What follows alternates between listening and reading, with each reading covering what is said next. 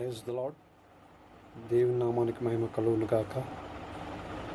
ప్రియులారా, ఈరోజు మనం మంచి అంశాన్ని తెలుసుకుందాం. అదేమిటంటే అబద్ధ ప్రవచనాలు చేసే అబద్ధ ప్రవక్తలకు ప్రశ్న. ప్రవచనాలు చేస్తున్నారు చాలామంది ప్రవక్తలుగా వెలుగుతూ ఉన్నారు, ప్రవక్తలుగా చలమనవుతున్నారు. అబద్ధ ప్రవచనాలు, దేవుడు మాట్లాడకపోయినా దేవుడు నాతో మాట్లాడున్నాడని చెప్పడం, దేవుడు మాట్లాడకపోయినా దేవుడు నాకు సెలవిచ్చినాడు మీ విషయంలో అని చెప్పడం. అబద్ధం అంతా. అక్కడ ప్రవచనం చేస్తున్నాడు. ఒకడు చెప్పాడు ఏమనంటే, అతనికి దేవుడు ఒక దర్శనం చూపించినాడట, ప్రవచనం చూపించినాడట. ఏమిటా ప్రవచనం అంటే, ఒక వ్యక్తి బావిలో పడి చనిపోయినాడు. చనిపోతే ఆ వ్యక్తి చనిపోయిన తర్వాత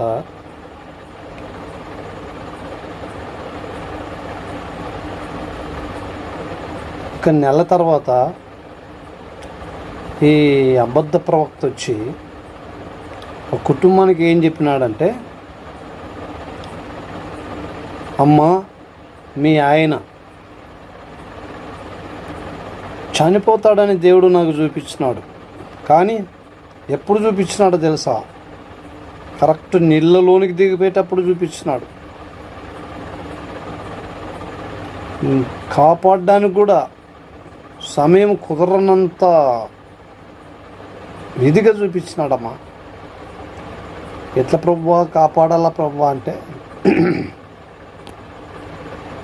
చేతనైతే కాపాడన్నాడు. నెల్లుల్లోకి దిగిపోతున్నాడు. నెల్లుల్లోకి దిగిపోయేవారిని ఎట్లా కాపాడాలా అని చేసేదేం లేక ఊరుకున్నానమ్మా. దేవుడు నాకు దర్శనంలో చూపించినాడు మీ ఆయన అట్లా చనిపోతాడని అని చెప్పాడు. అందుచేత ఆ కుటుంబం ఏమైందంటే,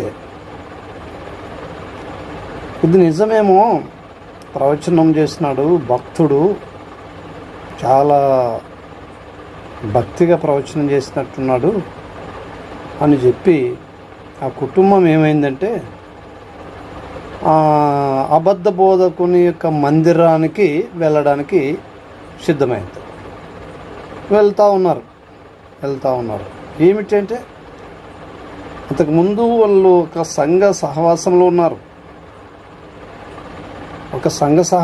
ఉన్నారు. మంచి దైవజనుని దగ్గర ఉన్నారు. కానీ ఆ దైవజనుడు ప్రవచనం చేయలేదేమో, వాళ్ళ కోసం ప్రవచనం చేయలేదు. కాబట్టి ప్రవచనం చేసినటువంటి అబద్ధ ప్రవక్తను వీళ్ళు వెంబడించినారు. వినండి,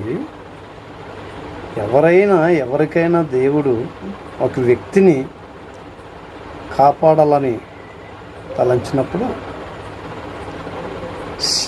చివరి క్షణంలో చూపించడండి. అట్లా దేవుడు అన్యాయస్తుడు కదా అలా చూపించడానికి. ఒక వ్యక్తిని రక్షించాలనుకున్నప్పుడు ఆ వ్యక్తి ఇంకా కాస్త దూరంగా ఉండగానే ఆ వ్యక్తిని కాపాడే సమయం ఉండగానే ఆయన దర్శనమిస్తాడు. ఇస్తే చనిపోయే ముందర, ప్రాణం పోయే ముందర ఆ మనిషి చనిపోతాడు చూడు అనే దర్శనం ఎప్పుడు ఏడు దేవుడు. గుర్తుపెట్టుకోండి. ఇట్లాంటి అబద్ధ ప్రవచనాలు చేసే మాటలకు లోబడి వాళ్ళ వెంట వెళ్ళొద్దండి. మోసం చేస్తారు, మిమ్మల్ని నాశనం చేస్తారు. తర్వాత ఎందుకు ఈ దొంగ ప్రవచనాలు చేస్తారో తెలుసా? మీ వలన సులాభం సంపాదించడానికి, మీ వలన సులాభం సంపాదించుకోవడానికి ఇట్లాంటి అవతారాలు చేస్తూ ఉన్నారు. ఒక వ్యక్తి ఒకసారి సాధు సుందర్ సింగ్ గారిని దేవుడు మధ్యరాత్రి లేపినాడు. మధ్యరాత్రి లేపి బయటికి పోన్నాడట.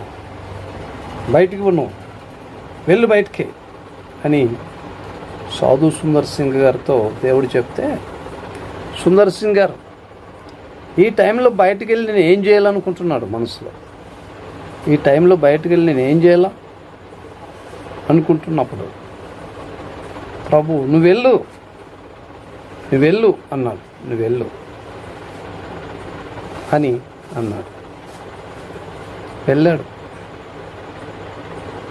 బయటికి వెళ్తుంటే రోడ్డు మీద ఒక వ్యక్తి పరుగెత్తుకొని వెళ్తూ ఉన్నాడు. ఎందుకు? ఆ 1 గంట సమయంలో ఒక ట్రైన్ వస్తుందట. ఈ వ్యక్తి ఆ ట్రైన్ కింద పడి ఆత్మహత్య చేసుకుని చనిపోవాలని పరుగెత్తుతూ ఉన్నాడు. ప్రభు ఇతడు ఇంకా ఇంటి దగ్గర పరుగెత్తుతున్నాగానే దేవుని సేవకుని ప్రేరేపించి లేపి బయటికి వెళ్ళమని చెప్పి రోడ్లో ఆ పరుగెత్తుకుని వచ్చేటటువంటి యవనస్తునికి అడ్డం నిలవబెట్టాడు. నిలవబెట్టి అతడు పరుగెత్తుకొని వస్తుంటే సాధు సుందర్ సింగ్ గారు అన్నారు, ఎవరు, ఎందుకు ఈ రాత్రి పరిగెత్తుతున్నావు, ఆగు అన్నాడు. అంటే లేదు అని పరిగెత్తుంటే ఆగు ఎందుకు పరిగెత్తుతున్నావు అని చెప్పి ఆపినాడు. ఆపితే ఏమంటే నేను ట్రైన్ కింద పడి ఆత్మహత్య చేసుకోవడానికి వెళ్తున్నాను అన్నాడు.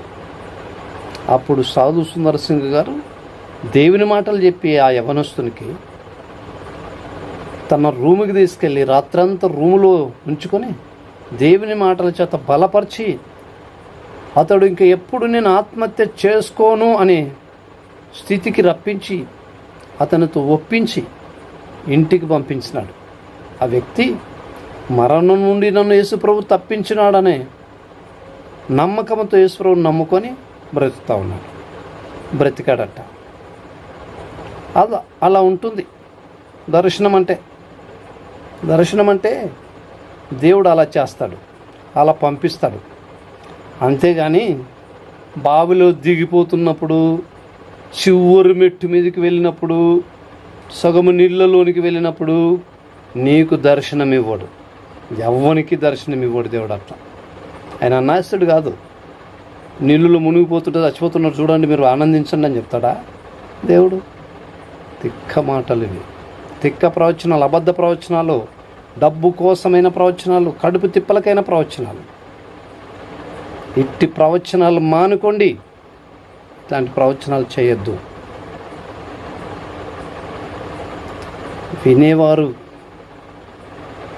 పిచ్చివాళ్ళు కావచ్చు, కానీ చూస్తున్న దేవుడు పిచ్చివాడు కాడు. వినేవాళ్ళ కళ్ళు నువ్వు కప్పచ్చు, కానీ చూస్తున్న దేవుని కళ్ళు కప్పలేవు. జాగ్రత్త. ఒకసారి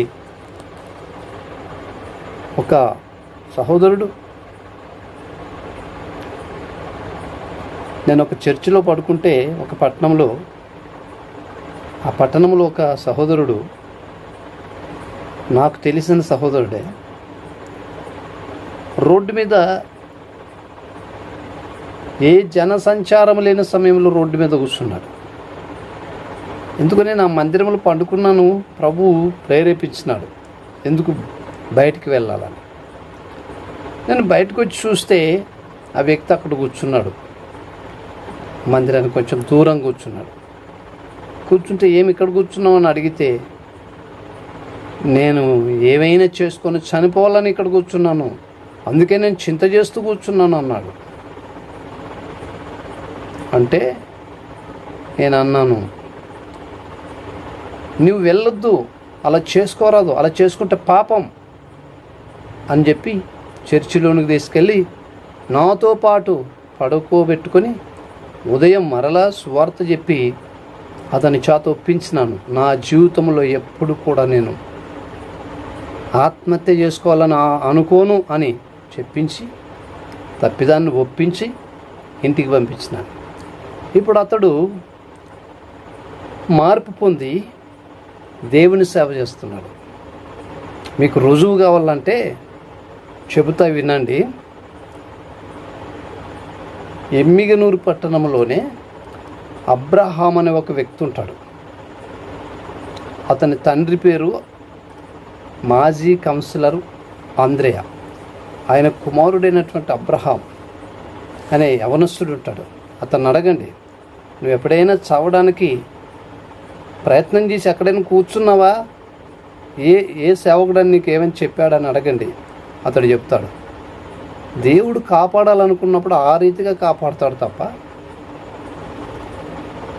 చనిపోయే ముందు, ప్రాణం పోయే ముందు నీకు చెప్పడు.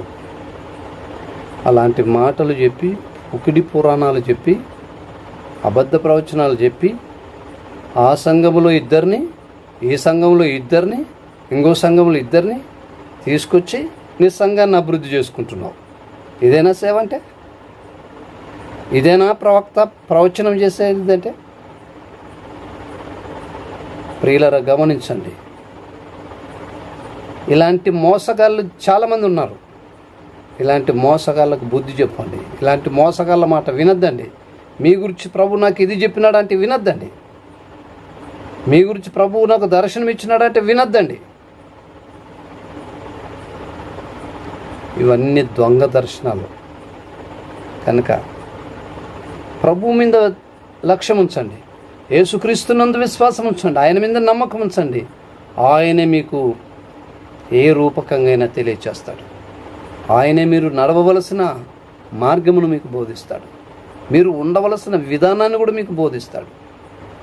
కాబట్టి అబద్ధ ప్రవచనాలను అనుసరించకుండా, అబద్ధ ప్రవచనాలను వెంబడించకుండా, నిన్ను పుట్టించి బ్రతికించి పెంచి పెద్దవారిని చేసినటువంటి ప్రభువును చూసి భయపడు. ఆయనను చూసి ముందుకు వెళ్ళు. నువ్వు బాగుపడతావు, ఆశీర్వదించబడతావు. నువ్వు ఆయన రాజ్యానికి హక్కుదారుడివి అవుతావు. కాబట్టి ఇట్లాంటి స్థితిని కలిగి దేవుడి కృప మీకు దయచేయను కాక. ప్రేమ కలిగిన దేవ, పరిశుద్ధుడ, పరమ తండ్రి, నీ ప్రియకుమారుడు, మా ప్రాణరక్షకుడు, విమోచకుడైన యేసుక్రీస్తు నామమున వందనాలు, స్తుతులు, స్తోత్రం చెల్లిస్తున్నాం. సహాయం దయచేయండి. నిజమేనా? అబద్ధ ప్రవచనాలు చేసి ప్రజలను తప్పుత్రోవ పట్టిస్తూ ఉన్నారు. అట్లాంటి బోధకులను మీరు ఖండించండి, బుద్ధి చెప్పండి. అట్లాంటి బోధలు వినకుండా ప్రజలను మీరు మేల్కొల్పమని, జాగ్రత్తగా ఉన్నట్టు సహాయం చేయమని, మేలు చేయమని యేసుక్రీస్తు నామములో అడుగుతున్నాం తండ్రి. ఆమేన్. కనుక ప్రియులారా, ఇట్లాంటి అబద్ధ దర్శనాలను నమ్మకండి. యేసుక్రీస్తుని నమ్మండి. యేసుక్రీస్తునందు విశ్వాసం ఉంచండి. ముందుకు వెళ్ళండి. మా పరిచర్య కొరకు ప్రార్థించండి. షాలెం పర్సనల్ ఇవాంజలికల్ మినిస్ట్రీ ద్వారా జరగబడుతున్నటువంటి పరిచర్య కొరకు ప్రార్థించండి. ఈ షాలెం పర్సనల్ ఇవాంజలికల్ మినిస్ట్రీ ద్వారా అనేక ప్రాంతాల్లో సువార్త ప్రకటించబడుతుంది. గిరిజనుల మధ్యలో, తాండాల మధ్యలో, సుగాలిల మధ్యలో, కొండల్లో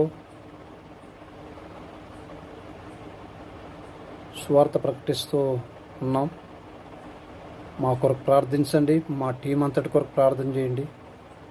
మీకు ఇష్టమైతే, దేవుడు మిమ్మల్ని ప్రేరేపిస్తే చేయూత కూడా ఇవ్వండి. సేవకు సహకరించండి. దేవుడు మిమ్మల్ని దీవించును గాక. ఆమేన్.